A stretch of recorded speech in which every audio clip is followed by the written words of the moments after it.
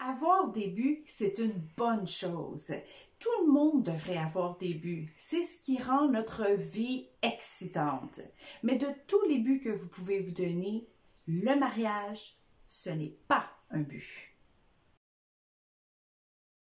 Un but est un objectif que vous voulez réaliser. C'est un projet sur lequel vous allez travailler pour qu'il s'accomplisse dans un moment précis.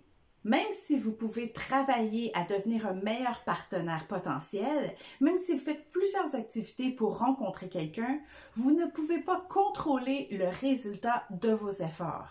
Et lorsque vous travaillez fort à un but pour obtenir un résultat et qu'il n'arrive pas, c'est là souvent que vient le découragement, même la dépression.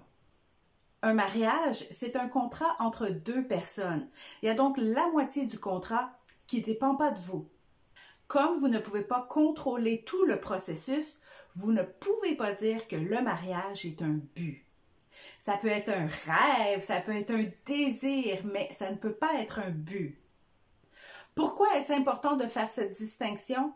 Parce que plusieurs célibataires attendent d'être mariés avant de servir le Seigneur de tout leur cœur.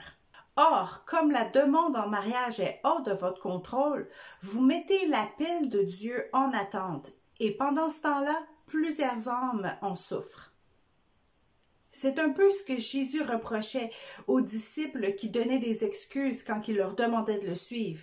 Dans Luc 9, on disait « Oh, laisse-moi enterrer mon père, laisse-moi dire adieu à ma famille. » Selon Jésus, passer la famille ou le désir d'avoir une famille avant l'appel que Dieu a mis sur votre vie, ce n'est pas une bonne idée.